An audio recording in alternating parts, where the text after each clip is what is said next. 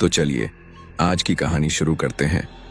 आज की हमारी कहानी है एक ऐसे लड़के की जिसने अपनी नाकामी और लोगों के तानों से तंग आकर तंत्र मंत्र का रास्ता चुना, लेकिन साधना के दौरान उससे चूक जाती है जिसका उसे कितना खामियाजा भुगतना पड़ा। आज की स्टोरी में हम वही जानेंगे। तो चलिए शुरू करते हैं आज की इस डरावनी कहानी को। राजस्थान के एक कोने में बसा था छोटा सा गांव रामगढ़। चारों तरफ रेत का सागर और बीच बीच में हरे भरे खेत।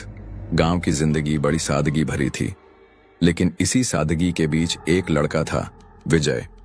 विजय ने शहर से ग्रेजुएशन कर ली थी, लेकिन अब वह गांव में फंस सा गया था। कोई नौकरी नहीं मिल रही थी। दिन रात उसके कानों में एक ही बात गूंजती, इतनी पढ़ाई करके भी क्या हासिल हुआ, बस घर पर बैठे बैठे रोटियां तोड़नी हैं। एक शाम विजय अपने दोस्तों के साथ चौपाल पर बैठा हुआ था। उसके चाचा ने ताना मारते हुए कहा, अरे विजय बेटा, तुम्हारे जैसे पढ़े लिखे लोग तो जादू टोना भी नहीं कर सकते। सुना है काला जादू करके लोग रातों रात अमीर बन जाते हैं, तुम्हारी तो वो भी नहीं आता। सब हंस पड़े। विजय का चेहरा शर्म से लाल हो गया। उसने कोई जवाब नहीं दिया, लेकिन अंदर ही अंदर कुछ जलने लगा। वह घर लौटा तो उसके पिता ने भी उदास चेहरे से कहा, बेटा, तुम्हारी शादी की बात चल रही है, लेकिन लोग पूछते हैं कि लड़का करता क्या है। जवाब नहीं है मेरे पास। उस रात विजय सो नहीं पाया।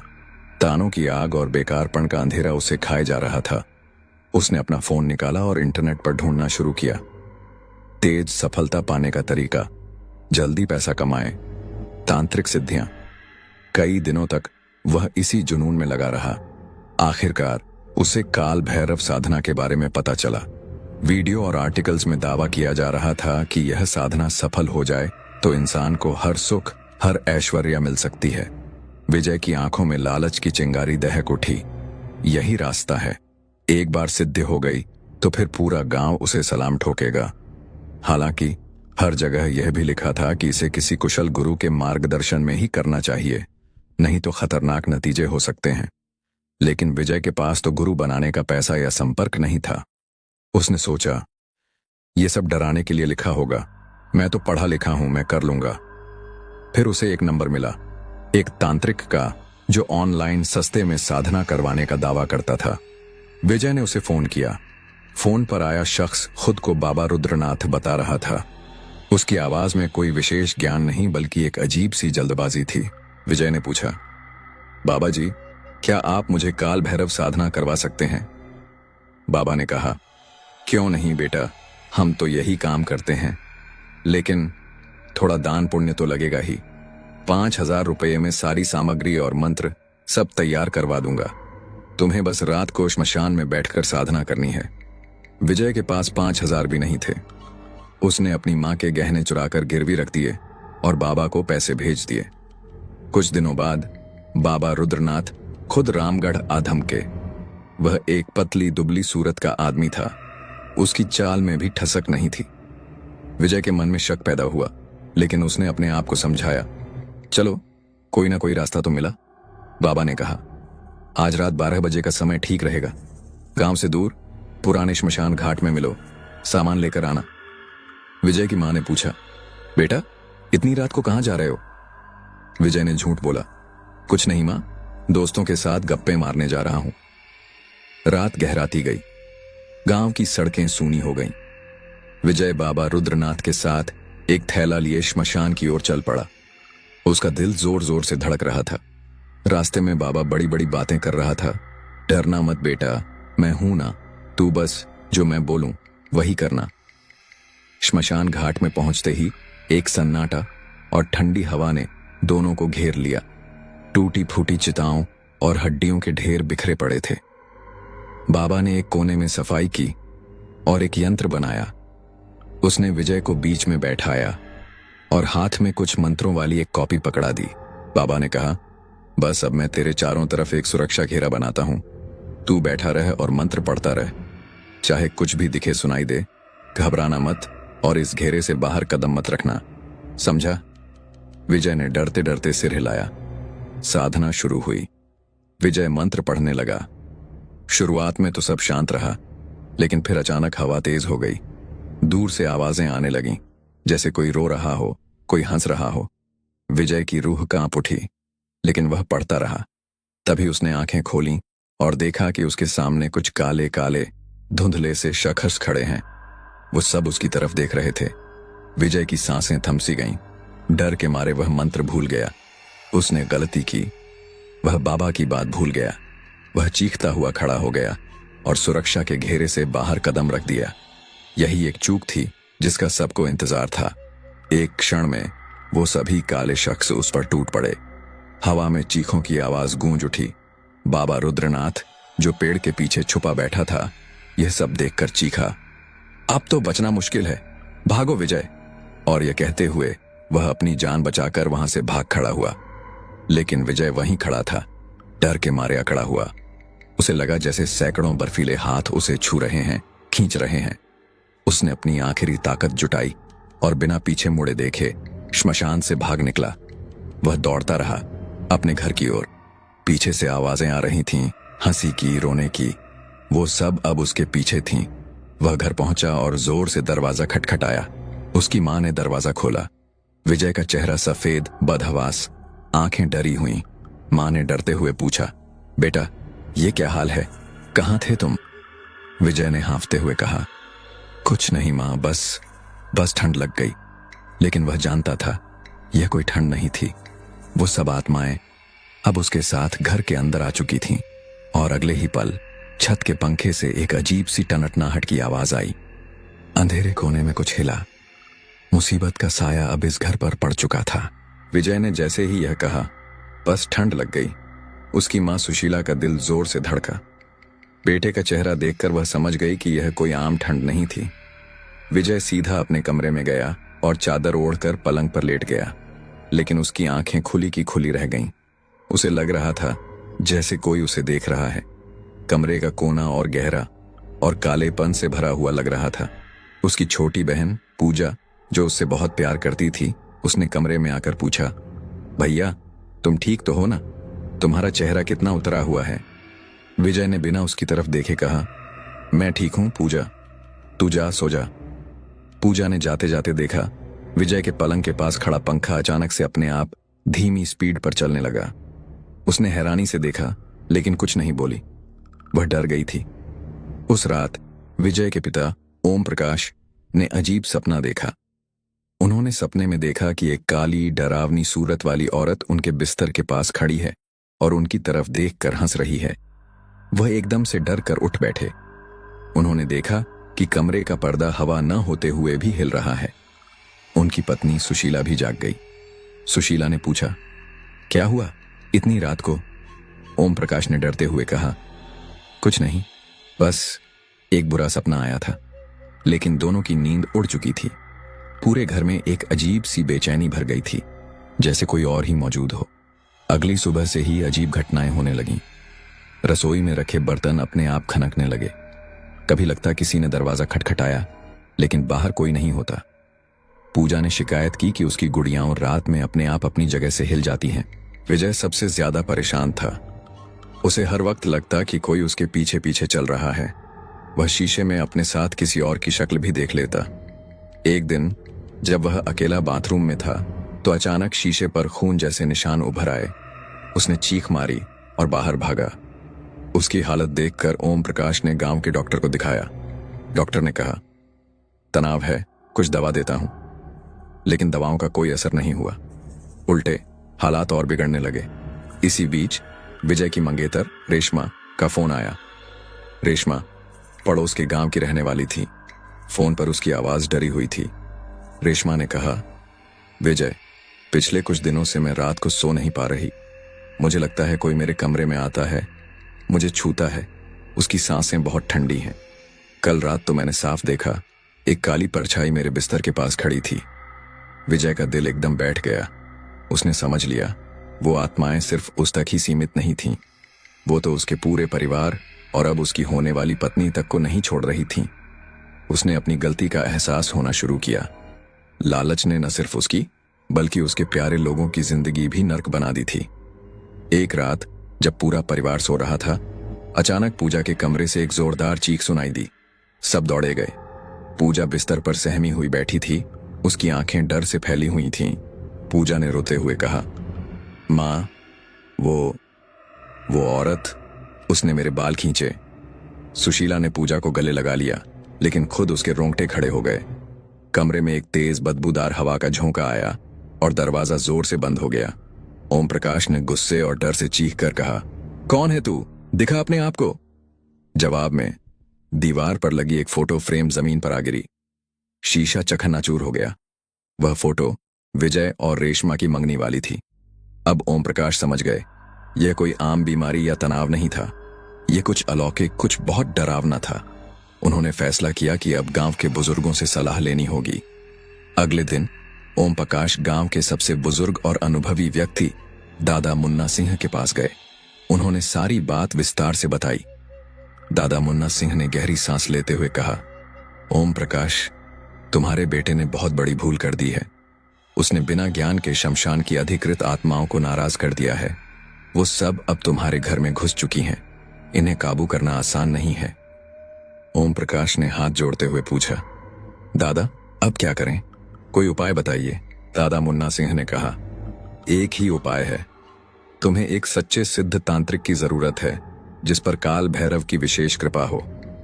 ऐसे लोग बहुत कम मिलते हैं और वो शहर दूर दराज के इलाकों में रहते हैं। मैं कोशिश करता हूं, पता लगाता हूं। घर लौटकर ओम प्रकाश ने सबको समझाया कि अब हिम्मत रखनी है। लेकिन उस रात मुसीबत और भयानक रूप लेकर आई। विजय अंधेरे में टॉर्च जलाकर बाथरूम जा रहा था कि अचानक उसे लगा जैसे किसी ने उसके पैर जकड़ लिए हों। वह जोर से गिर पड़ा। टॉर्च दूर लुढ़क गई। अंधेरे में उसने महसूस किया कि कोई बर्फ जैसा ठंडा हाथ उसकी टांगों पर चल रहा है, नीचे से घुटनों तक। एक तेज चुभता हुआ दर्द उसकी रीढ़ की हड्डी में उतर गया। वह चिल्लाना चाहता था, लेकिन आवाज गले में अटक गई। जब सुबह हुई तो विजय अपने बिस्तर पर पड़ा था। उसने उठने की कोशिश की, लेकिन उसने पाया कि उसके कमर से नीचे का हिस्सा पूरी तरह से सुन्न हो चुका था। वह हिल भी नहीं सकता था। उसने डर के मारे चीख मारी, माँ, मेरे पैर, मुझे कुछ महसूस नहीं हो रहा। पूरा परिवार इकट्ठा हो गया। हड़कंप मच गया। विजय के पैर लकड़ी की तरह बेजान हो चुके थे। उसकी मां सुशीला रो पड़ी। पूजा डर के मारे सहम गई। ओम प्रकाश की आंखों में आंसू थे, लेकिन उन्होंने हिम्मत नहीं हारी। उन्होंने कहा, डरो मत, यह उसकी सजा है या फिर कोई चेतावनी। मैं दादा मुन्ना सिंह के पास फिर से जाता हूं। आप देर नहीं कर सकते। विजय बिस्तर पर पड़ा, अपनी लाचारी और गलती पर आंसू बहा रहा था। उसे अब एहसास हो रहा था कि लालच और शॉर्टकट की चाहत ने उसकी जिंदगी ही नहीं, उसके पूरे परिवार की शांति छीन ली थी। और अब तो रेशमा भी इसकी कीमत चुका रही थी। लेकिन क्या ओम प्रकाश को कोई रास्ता मिल पाएगा? क्या कोई सिद्ध तांत्रिक इस नर्क से उन्हें छुटकारा दिला पाएगा?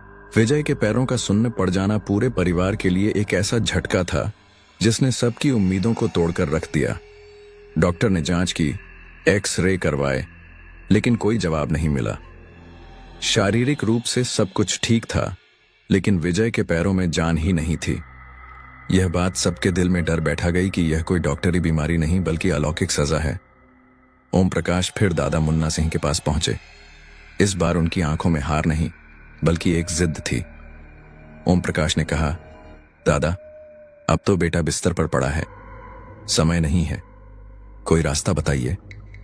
दादा मुन्ना सिंह ने एक पुरानी डायरी निकाली और कुछ नंबर टटोले।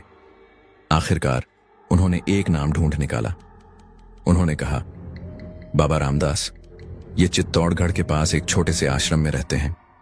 लोग कहते हैं कि उन पर भगवान काल भैरव की विशेष कृपा है। वो ही इस समस्या का समाधान कर सकते हैं, लेकिन वो आसानी से किसी से मिलते नहीं। मैं उन्हें फोन करके बताता हूं तुम्हारी बात। कुछ घंटों की बेचैन प्रतीक्षा के बाद दादा मुन्ना सिंह का फोन आया। उन्होंने कहा, ओम प्रकाश, बाबा रामदास तैयार हैं, लेकिन वो खुद नहीं आएंगे। तुम्हें विजय को लेकर उनके आश्रम आना होगा, और जल्दी आना, क्योंकि ये आत्माएं अब सिर्फ परेशान नहीं कर रही, बल्कि पूरी तरह काबू करने की कोशिश कर रही हैं। यह सुनकर ओम प्रकाश की रूह कांप उठी। उन्होंने तुरंत एक टैक्सी का इंतजाम किया। विजय को बिस्तर से उठाकर गाड़ी में लेटाया गया। सफर भर विजय चुपचाप आंसू बहाता रहा। अपनी गलती के लिए खुद को कोसता रहा। चित्तौड़गढ़ के पास बने एक साधारण से आश्रम में बाबा रामदास मिले। वह एक सादगी भरे बुजुर्ग थे। उनके चेहरे पर एक अलौकिक तेज था। उनकी आंखें गहरी और ज्ञान से भरी हुई थीं। उन्होंने विजय की तरफ देखा और बिना कुछ पूछे ही सब कुछ समझ गए। बाबा रामदास ने गंभीर स्वर में कहा, बेटा, तूने अंधेरे रास्ते पर चलकर अपने आप को और अपनों को गहरे अंधेरे में धकेल दिया है। शमशान की दुष्ट आत्माएं जो तुझे चाहती हैं, वो तुझे जीवित नहीं छोड़ेंगी। तेरी होने वाली पत्नी को परेशान करना इसका सबूत है। विजय ने रोते हुए कहा, बाबा जी, मैंने बहुत बड़ी गलती कर दी। मुझे माफ कर दो। मेरे परिवार और रेशमा को बचा लो। मैं अपनी जान दे दूंगा, लेकिन उन्हें छुटकारा मिल जाए। बाबा रामदास ने कहा, जान देने की नहीं, सबक सीखने की जरूरत है।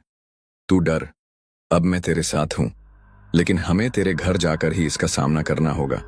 जहां समस्या शुरू हुई वहीं उसका अंत होगा। इसके बाद बाबा रामदास ने ओम प्रकाश से कहा, तुम्हें एक काम और करना होगा। तुम्हें उस लड़की रेशमा को भी यहां लाना होगा। वो भी इसका हिस्सा बन चुकी है। उसके बिना समाधना अधूरी रहेगी। ओम प्रकाश ने तुरंत रेशमा के घर फोन किया और स्थिति समझाई। रेशमा का परिवार भी डरा हुआ था, लेकिन उन्होंने हां कर दी। कुछ ही घंटों में रेशमा और उसके पिता भी आश्रम में आ गए। रेशमा का चेहरा डर और थकान से उतारा हुआ था। उसने विजय को बिस्तर पर पड़े देखा तो उसकी आंखों में आंसू आ गए। उसने विजय का हाथ थाम लिया। रेशमा ने कहा, विजय, डर मत, सब ठीक हो जाएगा। विजय ने सिर्फ दुख भरी नजरों से उसे देखा, कुछ बोल नहीं पाया। बाबा रामदास ने दोनों परिवारों को इकट्ठा किया और समझाया। उन्होंने कहा, यह कोई मामूली बात नहीं है। जो आत्माएं विजय से चिपकी हैं, वो बहुत शक्तिशाली हैं। उन्हें वापस बांधने के लिए फिर से उसी शमशान में जाना होगा, और इस बार सब कुछ सही तरीके से करना होगा। एक भी चूक जानलेवा साबित हो सकती है। उन्होंने एक विशेष पूजा की तैयारी शुरू करवाई। काल भैरव के मंत्रों का जाप शुरू हुआ। आश्रम का वातावरण एकदम से गंभीर और दिव्य हो गया। बाबा रामदास ने विजय और रेशमा दोनों के माथे पर एक विशेष तिलक लगाया। बाबा ने कहा, यह तिलक तुम्हें उनकी सीधी पकड़ से बचाएगा, लेकिन सिर्फ कुछ देर के लिए। असली लड़ाई तो शमशान में ही होगी। फिर बाबा रामदास ने ओम प्रकाश और रेशमा के पिता से कहा, तुम दोनों को भी हमारे साथ आना होगा। परिवार का साथ होगा तो विजय और रेशमा का साहस बढ़ेगा। लेकिन एक बात का ध्यान रखना, चाहे कुछ भी हो जाए, डर कर भागना नहीं है। भगवान काल भैरव हमारे साथ हैं। सबने हामी भरी। दिलों में डर था, लेकिन बाबा रामदास की उपस्थिति ने सबको हिम्मत दी। अगली रात वही समय, 12 बजे का, वही जगह, पुराना शमशान। लेकिन इस बार नियत और तैयारी अलग थी। बाबा रामदास के नेतृत्व में सभी श्मशान पहुंचे। विजय को कुर्सी पर बैठाया गया। रेशमा उसके बगल में खड़ी थी। बाबा ने सबको चारों ओर बिठाया और एक जटिल यंत्र बनाना शुरू किया। इस बार घेरा बहुत मजबूत था। हर कोने में दिए जलाए गए। बाबा ने जोर से कहा, अब कोई बोलेगा नहीं, चाहे कुछ भी दिखे या सुनाई दे। मैं जो मंत्र पढ़ूंगा उसे तुम सब मन ही मन दोहराते रहना। उन्होंने मंत्र पढ़ना शुरू किया। शुरुआत में तो सब शांत रहा, लेकिन फिर वही हवा का तेज झोंका आया। पेड़ों की डालियां खड़खड़ाने लगीं। दूर से रोने और हंसने की आवाजें फिर से आने लगीं। विजय की सांसें तेज हो गईं। रेशमा ने उसका हाथ ताकत से पकड़ लिया। तभी अचानक उन सबके सामने वो काले काले धुंधले शख्स प्रकट हो गए। इस बार वो और भी ज्यादा और भी डरावने थे। उनकी आंखों में लाल रोशनी थी। एक आत्मा जो सबसे आगे खड़ी थी, उसने एक तीखी आवाज निकाली और सीधे विजय की तरफ बढ़ी। बाबा रामदास की आवाज और तेज हो गई। उन्होंने काल भैरव का नाम लेते हुए एक ऐसा मंत्र फेंका जिससे हवा में कंपन होने लगा। बाबा ने जोर से कहा, तुम सबने एक मासूम लड़के की जिंदगी नर्क बना दी। अब बस बहुत हुआ। काल भैरव की शक्ति से मैं तुम्हें फिर से उसी दुनिया में भेजता हूं जहां से तुम आई हो। एक जबरदस्त रोशनी का गोला बाबा के हाथों से निकला और उन आत्माओं की तरफ बढ़ा। सारी आत्माएं एक साथ चीखीं। एक भयानक संघर्ष शुरू हो गया। अदृश्य शक्तियों के बीच एक जंग छिड़ गई। लेकिन क्या बाबा रामदास की शक्ति उन सभी आत्माओं पर भारी पड़ पाएगी? क्या विजय और रेशमा सुरक्षित रह पाएंगे?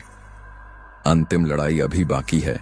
बाबा रामदास के हाथों से निकली उस दिव्य रोशनी ने पूरे श्मशान को एक अजीब सी चमक में नहला दिया। वो सारी आत्माएं जो विजय पर हावी होने को आतुर थीं, एक साथ चीखीं और उस रोशनी के गोले से टकरा गईं। ऐसा लग रहा था जैसे आसमान और जमीन दोनों कांप रहे हों। हवा में एक तेज सनसनाहट होने लगी। बाबा रामदास की आवाज मंत्रों के साथ और ऊंची उठने लगी। एयूएम बटुक भैरवाय नमः, एयूएम काल भैरवाय नमः। वो काले शख्स अब धीरे धीरे पीछे हटने लगे। लग रहा था जैसे कोई अनदेखी शक्ति उन्हें खींच रही हो, लेकिन वो आसानी से हार मानने वाले नहीं थे। उनमें से एक सबसे बड़ी और डरावनी आत्मा ने अचानक रेशमा की तरफ देखा और उसकी ओर बढ़ी। विजय ने यह देखा।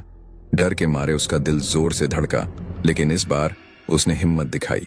वह चिल्लाया, नहीं, मुझे सताओ, उसे नहीं। यह सुनकर बाबा रामदास ने एक जोरदार मंत्र फेंका और अपने हाथ से एक रक्षा कवच बनाया।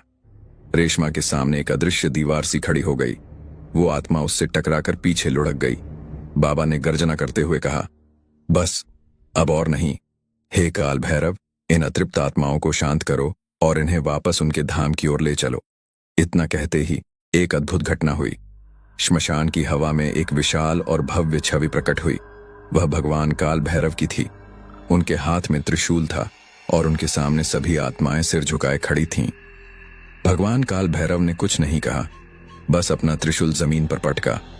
एक जोरदार आवाज के साथ वो सारी आत्माएं एक एक करके धरती में समाने लगीं। उनकी चीखें अब डरावनी नहीं, बल्कि शांत और प्रार्थनापूर्ण लग रही थीं, जैसे उन्हें मुक्ति मिल रही हो।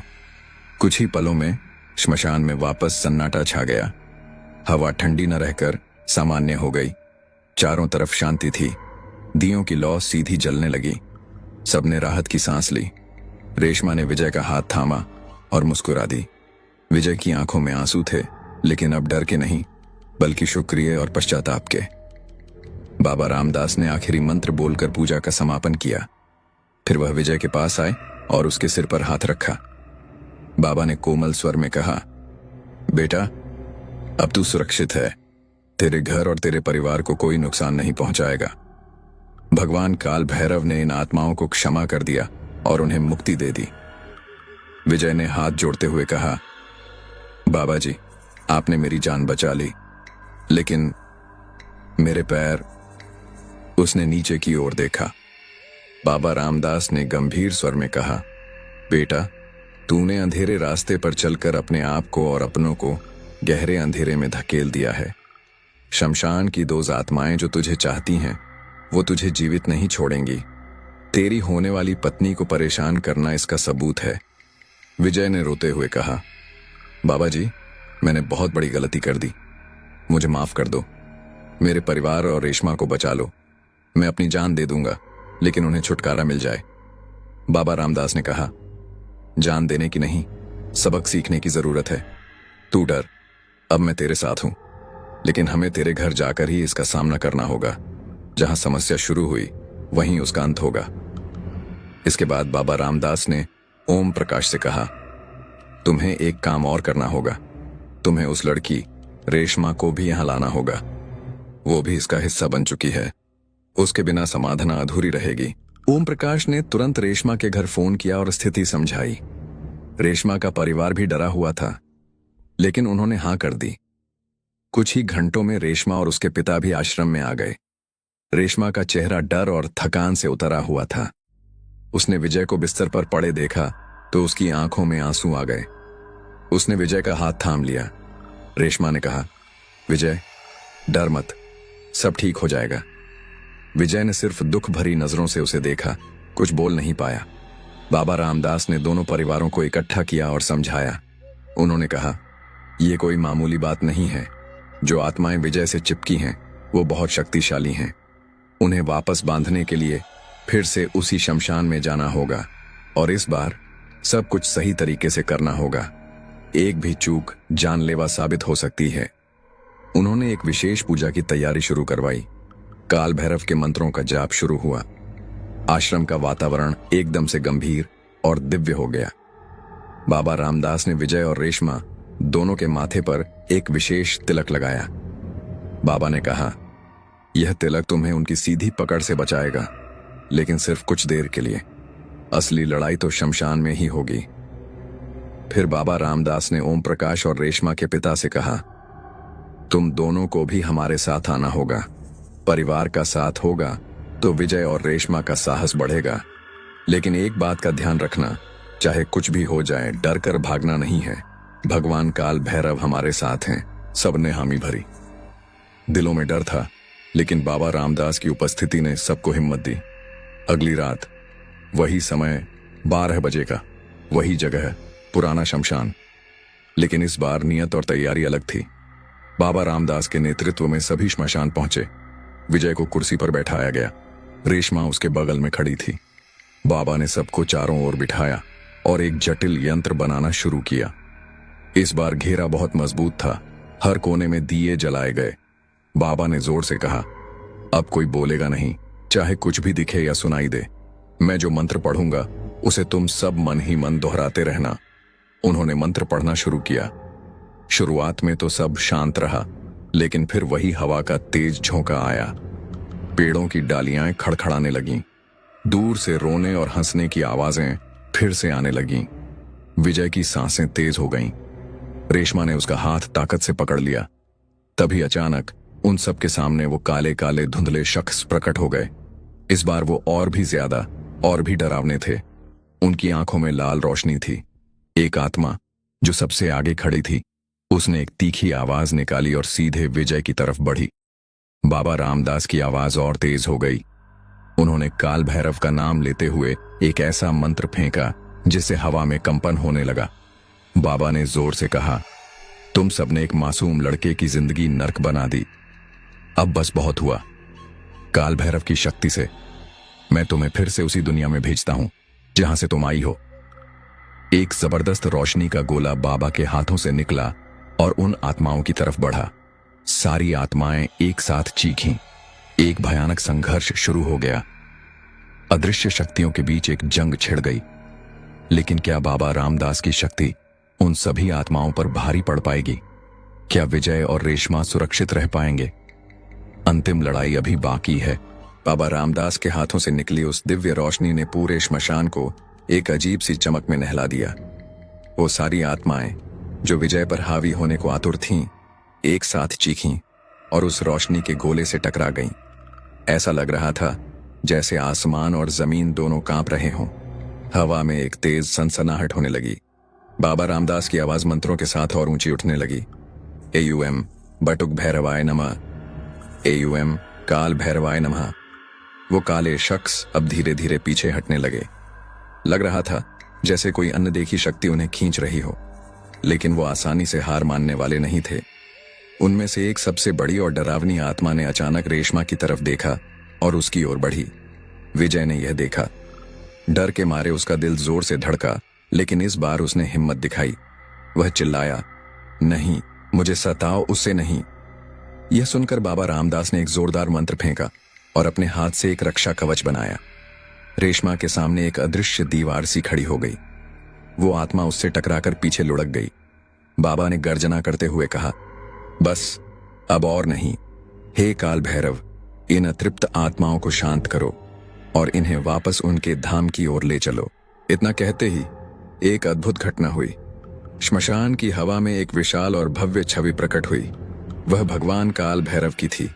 उनके हाथ में त्रिशूल था और उनके सामने सभी आत्माएं सिर झुकाए खड़ी थीं। भगवान काल भैरव ने कुछ नहीं कहा, बस अपना त्रिशूल जमीन पर पटका। एक जोरदार आवाज के साथ वो सारी आत्माएं एक एक करके धरती में समाने लगीं। उनकी चीखें अब डरावनी नहीं, बल्कि शांत और प्रार्थनापूर्ण लग रही थीं, जैसे उन्हें मुक्ति मिल रही हो। कुछ ही पलों में श्मशान में वापस सन्नाटा छा गया। हवा ठंडी न रहकर सामान्य हो गई। चारों तरफ शांति थी। दियों की लौ सीधी जलने लगी। सबने राहत की सांस ली। रेशमा ने विजय का हाथ थामा और मुस्कुरा दी। विजय की आंखों में आंसू थे, लेकिन अब डर के नहीं, बल्कि शुक्रिया और पश्चाताप के। बाबा रामदास ने आखिरी मंत्र बोलकर पूजा का समापन किया। फिर वह विजय के पास आए और उसके सिर पर हाथ रखा। बाबा ने कोमल स्वर में कहा, बेटा, अब तू सुरक्षित है। तेरे घर और तेरे परिवार को कोई नुकसान नहीं पहुंचाएगा। भगवान काल भैरव ने इन आत्माओं को क्षमा कर दिया और उन्हें मुक्ति दे दी। विजय ने हाथ जोड़ते हुए कहा, बाबा जी, आपने मेरी जान बचा ली, लेकिन मेरे पैर। उसने नीचे की ओर देखा। बाबा रामदास ने गंभीर होते हुए कहा, विजय, हर गलती की एक कीमत होती है। तुम्हारी जान बच गई, यही सबसे बड़ी बात है, लेकिन तुम्हारे शरीर ने जो आघात सहा है उसकी छाप यहीं रहेगी। तुम्हारा कमर से नीचे का हिस्सा अब ठीक नहीं होगा। इसे भगवान की इच्छा समझो और अपनी जिंदगी आगे बढ़ाओ। यह तुम्हें हमेशा याद दिलाता रहेगा कि लालच और शॉर्टकट का रास्ता कितना खतरनाक हो सकता है। विजय ने आंखें बंद कर लीं। एक आंसू उसके गाल पर लुढ़क गया। उसे बाबा की बात का एहसास हो गया था। यह उसकी सजा नहीं, बल्कि एक सबक था जो उसे जीवन भर के लिए मिल गया था। घर लौटने पर सब कुछ धीरे धीरे सामान्य होने लगा। अब कोई अजीब आवाजें नहीं आती थीं, न ही कोई डरावनी परछाइयां दिखती थीं। रेशमा के घर भी शांति लौट आई थी। कुछ हफ्तों बाद विजय और रेशमा की सादी सी शादी हो गई। विजय व्हील चेयर पर था, लेकिन उसके चेहरे पर एक नई समझदारी और शांति थी। उसने अपने गांव में ही एक छोटी सी दुकान खोल ली, जहां वह मोबाइल रिपेयरिंग का काम करने लगा। उसने अपनी गलती से सीख ली थी कि मेहनत और ईमानदारी से कमाया 1 रुपया लालच से मिले लाखों से बेहतर होता है। रेशमा ने भी उसका पूरा साथ दिया। वह कहती, तुम्हारे अंदर का अच्छा इंसान मेरे लिए तुम्हारे चलने फिरने से कहीं ज्यादा मायने रखता है। विजय के परिवार ने भी इस घटना को भगवान की मर्जी मानकर स्वीकार कर लिया। पूजा अब बिना डर के सो पाती थी। ओम प्रकाश और सुशीला को अपने बेटे में एक नई परिपक्वता दिखाई देती थी। एक दिन विजय अपनी दुकान में बैठा था। उसके पुराने दोस्त आए, जिन्होंने उसका मजाक उड़ाया था, लेकिन अब उनकी बातों में उपहास नहीं, बल्कि सम्मान था। एक दोस्त ने कहा, विजय, तुमने तो अपनी मेहनत से अपना काम खड़ा कर लिया। हमें तुम पर गर्व है। विजय मुस्कुराया। उसे अब किसी के ताने से कोई फर्क नहीं पड़ता था। उसने जो सबक पाया था वो कोई किताब नहीं सिखा सकती थी। उस रात जब वह अपने कमरे में अकेला था, तो उसने आसमान की तरफ देखा और मन ही मन भगवान काल भैरव और बाबा रामदास को धन्यवाद दिया। उसे पता था कि उसकी जिंदगी अब पहले जैसी नहीं रही, लेकिन यह नई जिंदगी सच्चाई, संतोष और सबक से भरी हुई थी। और इस तरह एक लालची और बेचैन लड़के की कहानी ने एक जिम्मेदार और समझदार इंसान की कहानी में तब्दील हो गई। डर और अंधेरे ने उसे उजाले और शांति का रास्ता दिखा दिया था। तो साथियों, आपने इस स्टोरी को पूरा सुन लिया है, तो आपको पता चल गया होगा कि लालच और बिना सोच विचार के किया गया काम कितना भारी पड़ सकता है। विजय जो किया उसका परिणाम उसको तो भुगतना ही पड़ा, लेकिन साथ में उसके परिवार और मंगेतर को भी बहुत कुछ सहना पड़ा। इसलिए ये कहावत सच है कि लालच बुरी बला है, इससे जितना दूर रहो उतना ही अच्छा है। दोस्तों, आपने इस स्टोरी को पूरा सुना, उसके लिए आपको लोगों को दिल से धन्यवाद। और हाँ, आप लोग अभी इस चैनल को सब्सक्राइब कर लो, क्योंकि मुझे मोटिवेशन तभी मिल पाएगी जब आप लोग अपना सपोर्ट दिखाएंगे। मुझे आपके सपोर्ट को सख्त जरूरत है। तो साथियों, आज के लिए इतना ही। मिलते हैं अगली कहानी में। तब तक के लिए जय काल भैरव।